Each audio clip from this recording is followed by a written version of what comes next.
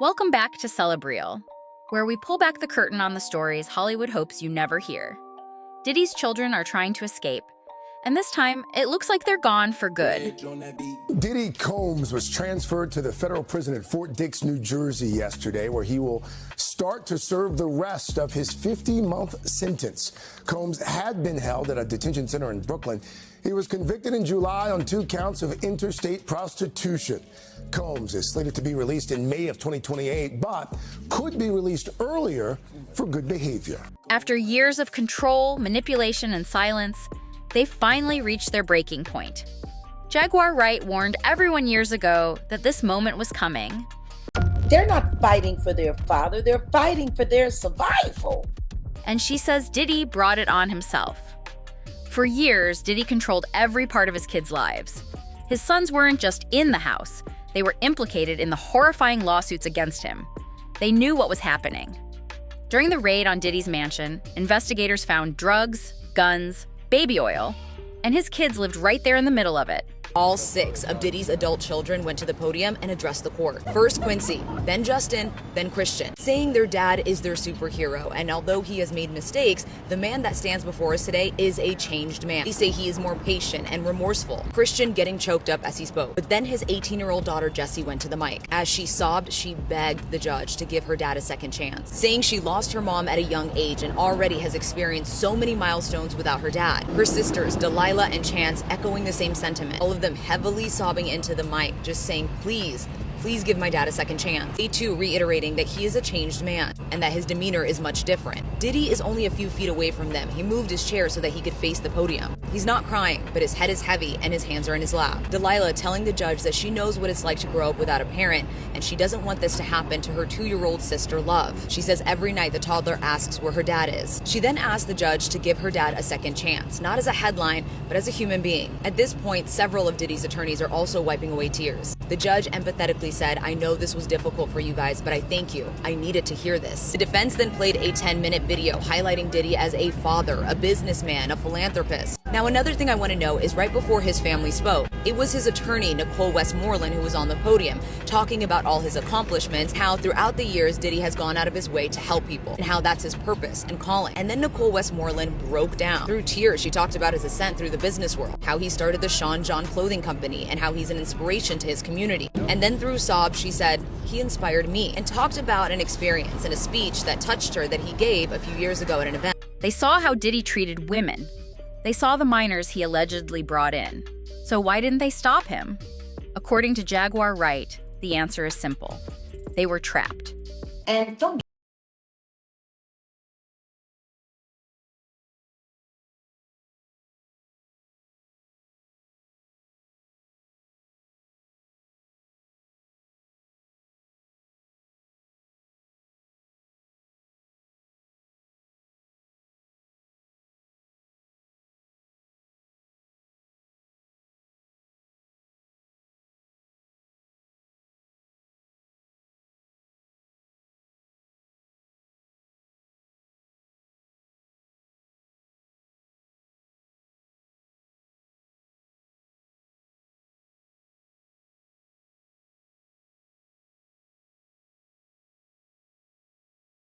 do. What does Paris Hilton do? I guess. Hell. Paris Hilton is a wife and a mother now. Very She's not true. making Very true. SEX suits anymore. Very true. Very true. Ain't none of them married and don't none of them had no kids. So what do they do? Do they have the ability to speak for the father though, based on jail phone calls saying that he's a changed man? I don't know. Honestly, I don't even care. Really? I don't care. They stayed silent because they had nowhere else to go. Christian and Justin are both named in sexual assault lawsuits alongside Diddy. Allegedly, they were present at the freak-offs, and at times even helped Diddy find new victims. New York City, we are hearing Diddy's attorneys speaking to the media after he was sentenced earlier today. This is live. Yeah, we are. Absolutely. Files a cross appeal. What would happen in that regard if they filed a cross appeal and then Sean Diddy Combs get a higher sentence? He would not get a higher sentence, and they're not gonna cross appeal. We're gonna appeal. We think we're right, and they'll respond to the appeal, and it'll be decided by the Second Circuit as soon as. Tell us about the conversation you had with your client after the sentencing. Consensual. The judge clearly thought the sexual encounters weren't consensual. Because he's biased. What did you make of his remarks? He's biased. If anyone, I'm happy to go. The judge was open-minded. Jaguar says the world needs to understand. Growing up under a man like that shaped them, broke them, and twisted what they believed was normal. Spoke to the judge before sentencing, and it's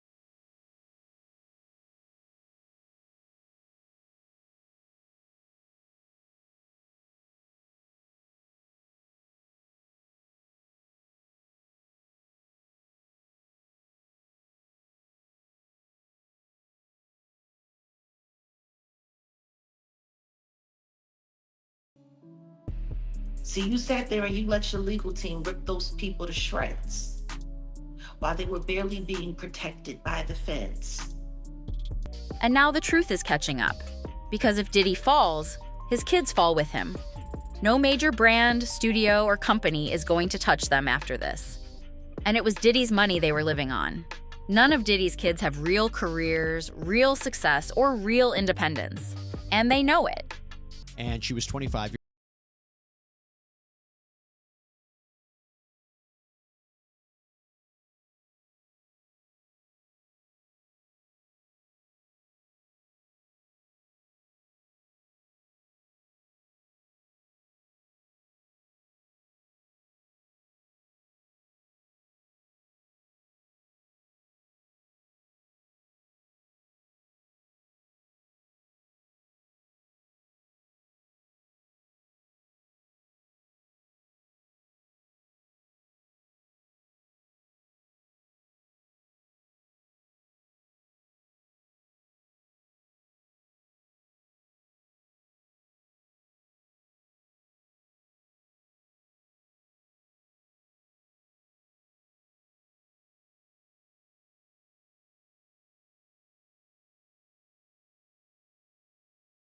alleges that Christian kissed her neck, kissed her face, as he groped her legs, breasts, and private areas. That's why they kept helping him, hiding things for him, and standing beside him.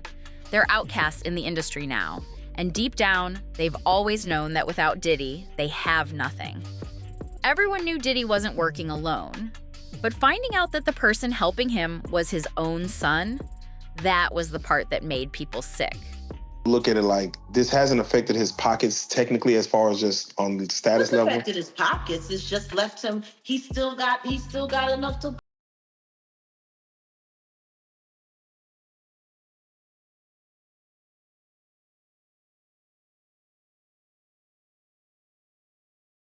To New Jersey, they want him to go to Fort Dix, one of the weakest guarded federal penitentiaries in the United States.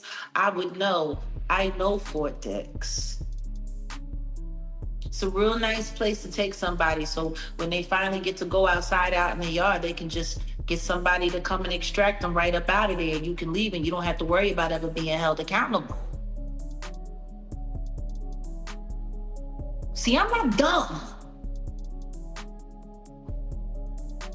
I ain't nobody's fool. People like being fooled these days. people, like being lied to. They want to believe in the land of make believe. Diddy said sorry, and now we can all go home and have ice cream. A major reason Diddy received such a light sentence was because his kids spoke for him during the hearing. They stood in court saying their father deserved a second chance and begged the judge for mercy. The judge even replied, "I know it was difficult for you guys, but I thank you. I needed to hear this." You not only because he had left, he was in the back of the court, and then he went. I think they took up to like a back room, but the you know, all the Diddy kids are there, right? So his daughters are there. I was sitting behind them. It was awkward for me to watch them have to listen to all of this. They, after he started, the male Esther started getting into a lot of the masturbation and stuff, they got up and left. Who told him to leave? Did Diddy say leave or? No, Diddy didn't tell them to leave. I don't know if there was a conversation or not. I looked up from writing and I saw them get up, so I don't know. But I know that they were like checking on each other throughout. I saw them ask like Christian at one point. But that wasn't love. That was pressure. Diddy forced them to say it. Even during the trial, he used his family as weapons, tools to reach out, intimidate, and apply pressure to the victims. And they didn't.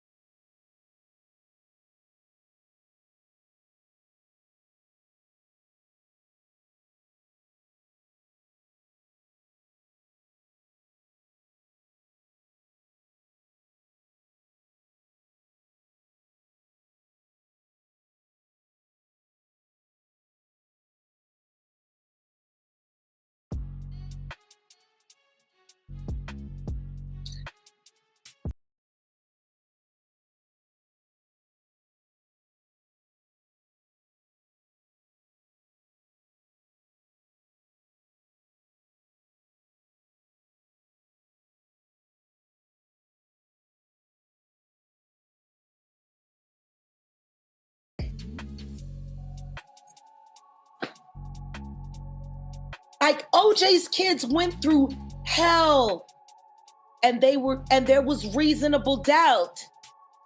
We didn't see a video of him doing anything.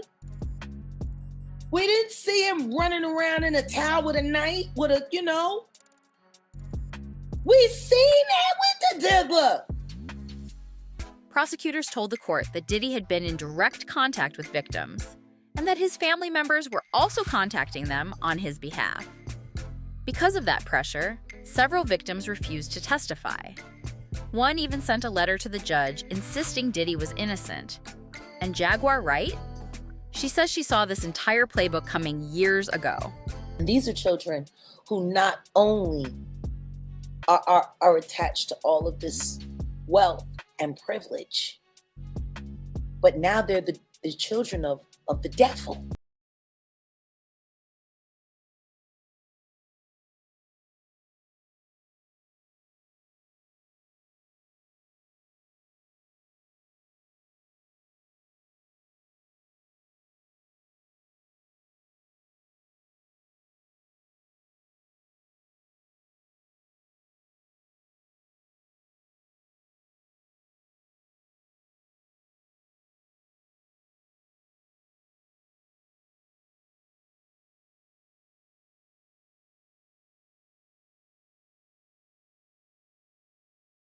Jaguar Wright knew exactly what was happening.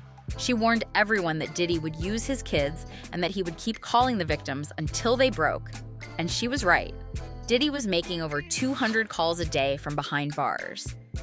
When you're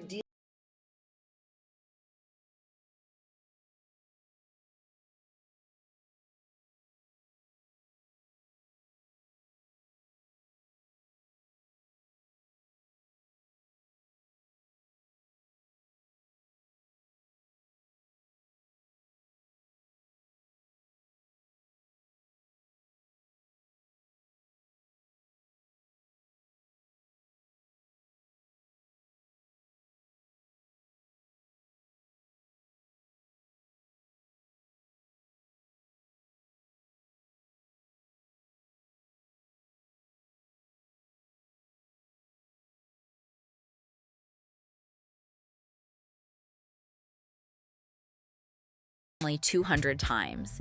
He was calling the victims over and over.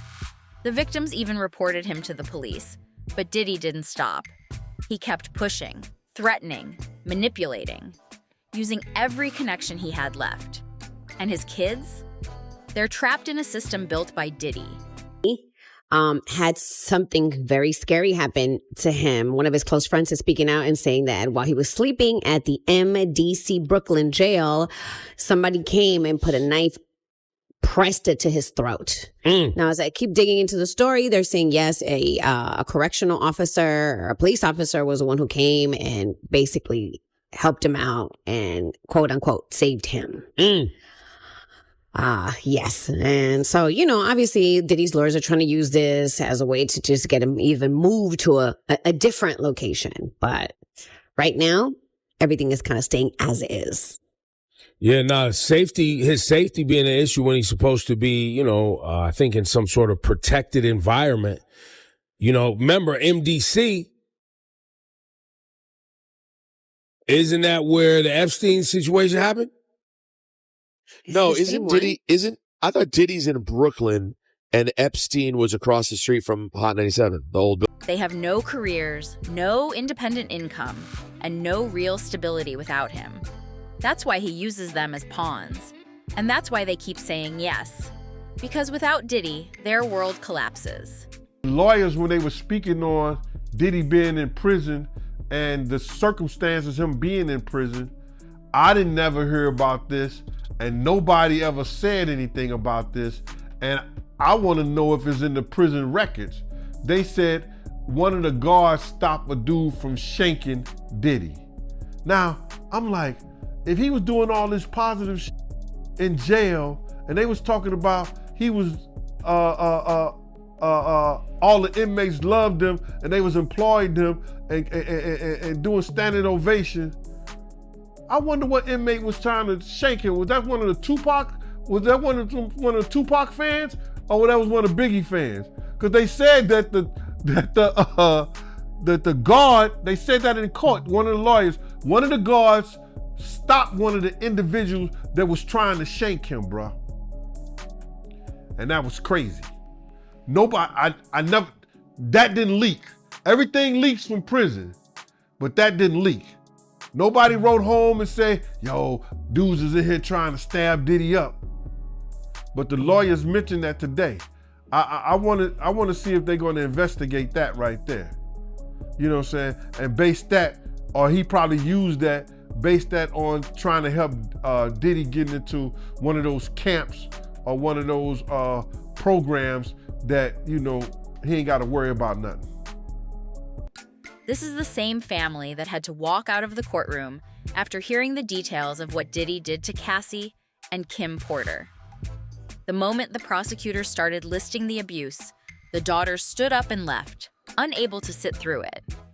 And now there are rumors that Delilah, Chance, and Jesse are trying to distance themselves from him. Some even whisper they're considering filing for legal emancipation to cut ties completely. But here's the part that shocked people the most.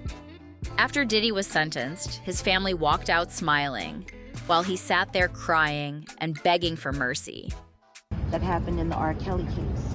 Because if that had been properly addressed, this would have been addressed back then. These people have been working together, all in cahoots for all of this time, and it needs to all be addressed. I'm glad it's not just me anymore. I'm glad it's someone else. I'm glad there are other people who need to be heard. I'll be sure. I'm glad they're hearing him, Cassie. I'm glad they're hearing her, Kim Porter. Through, I'll be sure. I'm glad, Natanya Rubin. I'm glad. All of these things. So yeah, it's mixed emotions, but I just know when you pray for something and God answers it, you should be happy. Does that really look like a family fighting for their father? Or does it look like people who are finally ready to run? Because the truth is, Diddy's kids aren't innocent bystanders in all this. His sons are now facing lawsuits of their own. Lawsuits accusing them of the exact same behaviors. Off like a fat rat in a cheese factory. But for a dude like Diddy going to jail and spending all that time, you know, I'm not saying it's gonna be rough or nothing like that, because his former president of Bad Boy, Kirk Burrows, went to federal jail. You understand? Lil' Kim went to federal jail. So, you know, because the type of dude he is, you know, he'll make it, he'll be all right. And plus they gonna send him to a camp, bruh. He'll be in somebody camp or somebody dormitory, whereas that it'll be real light for him. So, you know, he'll see the streets back again in 24 months. He'll be out within 2 years. It seems like a lot saying 50 months and everything like that, but it's not really a lot, not at all, bro. It's not a lot at all. That abuse allegedly happened during Diddy's freak-offs, the same events multiple victims have now described in horrifying detail. And here's the part that has everyone talking. If Christian or Justin lose any of the lawsuits filed against them, they could be facing sentences just as long as Diddy's. Submarinian. Now, he posts this as a text message. I don't know if this was a text message to his lawyer, where maybe he was instructing his lawyer to write this letter to the judge. If you don't know, the judge is accepting letters in the case of the sentencing of Sean P. Diddy Combs, who's set to be sentenced tomorrow. And 50 Cent decided to write his letter to the judge as well. If you don't know, at this point, I think it's abundantly clear that 50 Cent is the baby father of the child that belongs to not only 50, but the woman that is identified as Jane Doe. That woman, I think we now know, is Daphne Joy. So Daphne Joy's baby daddy is 50 Cent. So maybe there's a reason and there's some relevance here for 50 to have somewhat of a letter being sent to the judge. Why? Well, one of the two victims, or the main two victims, which is victim one, we all know is Cassie, but victim two is known as Daphne Joy. Who's Daphne Joy's baby father? 50 Cent. So he writes a letter and he says, "Dear Judge Submarinian, I've had an ongoing dispute with Puffy for over 20 years. He's very dangerous. Multiple times I have feared for my life. I think you should consider the safety of the general public, Your Honor, before unleashing him upon them."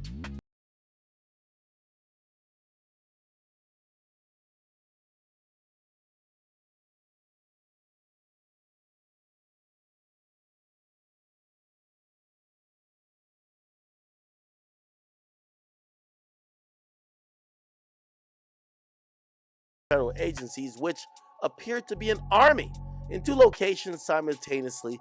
Later, his sons, who's dealing with his own R-word allegations, claimed that the feds had hit the wrong house. Anyway, Diddy's only going to return to hiring more male sex workers and keep most of the baby oil away from the general public, and babies needed. My Netflix doc on this scandalous subject is coming soon. In April 2024, Grace Omar Kay filed a lawsuit accusing Christian King Combs of sexual assault, battery, and intentional infliction of emotional distress during one of Diddy's yacht parties. Let me ask you,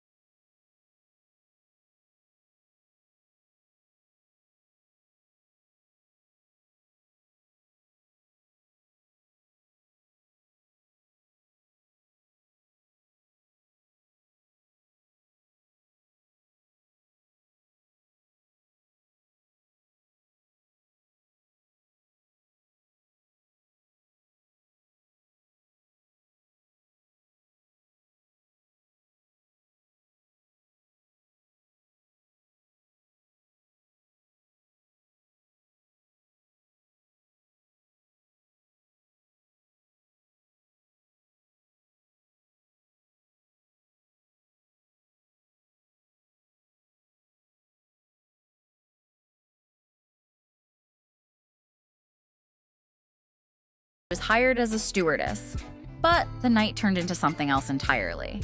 According to her, Christian pressured her into drinking tequila she believes was spiked. The moment she lost consciousness, she says Christian abused her. This wasn't a rumor. This wasn't online speculation. She filed a formal lawsuit. And the details are chilling. And here's where 50 Cent comes in. Sing happy birthday to Daddy. Happy birthday to Daddy. Happy birthday. Keep going. Happy birthday to Daddy. Keep going, Go. Happy birthday to Daddy. Yay!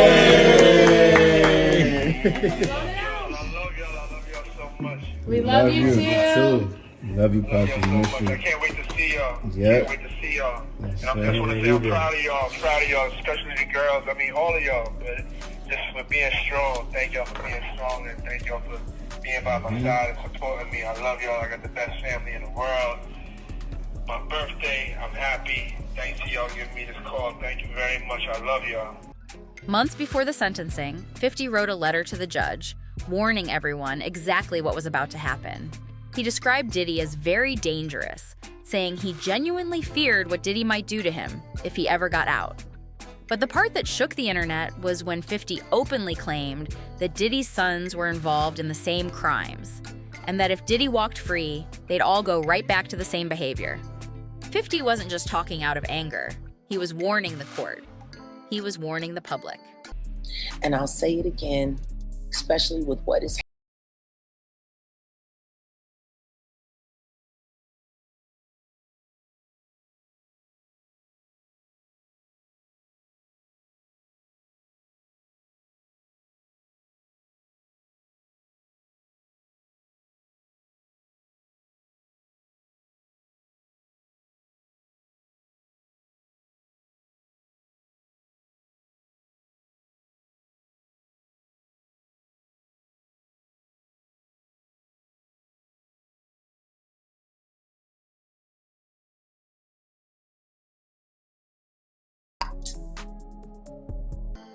And now, it looks like he might have been right.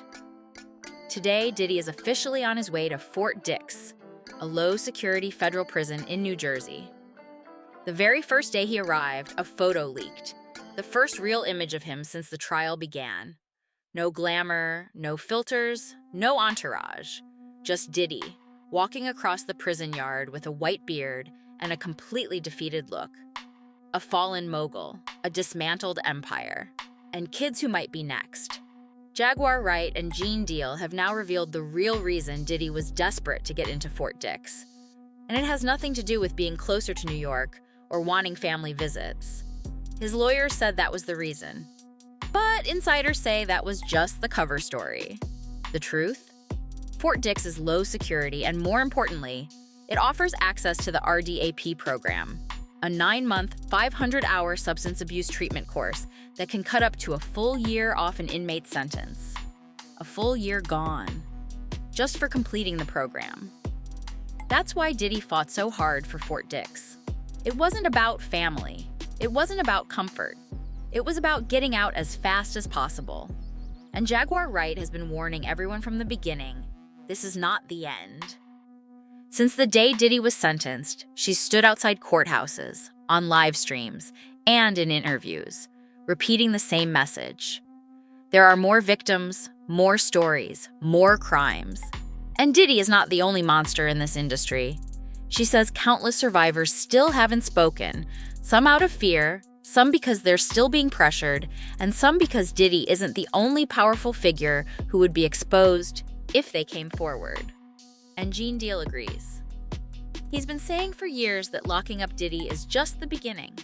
According to him, the entire industry is crawling with predators, and Diddy's conviction is only the first domino to fall. Jaguar summed it up best. This industry is full of monsters, and they need to be arrested, all of them.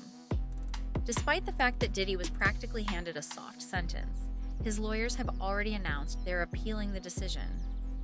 Diddy genuinely believed he'd walk out with probation.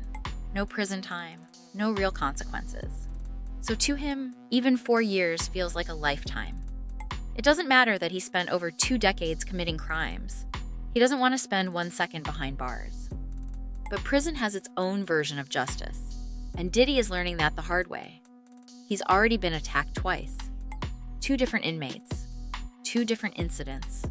According to insiders, officers had to rush in after Diddy woke up to a knife at his throat, inches away from being killed in bed. If that guard hadn't been close by, Diddy wouldn't be alive right now. This is the second time someone tried to take him out, and it shows exactly how dangerous things really are for him. Diddy isn't just a danger to others, he's a danger to himself. Gene Deal says Diddy doesn't have the mental strength to survive years behind bars, and if things get worse, he might try to take the easy way out to escape the consequences. The deeper you look, the darker it gets. So now I want to hear from you. Do you think Diddy is protecting someone even bigger than himself? Will he survive prison or crumble under the pressure? And who do you think Jaguar Wright is going to expose next?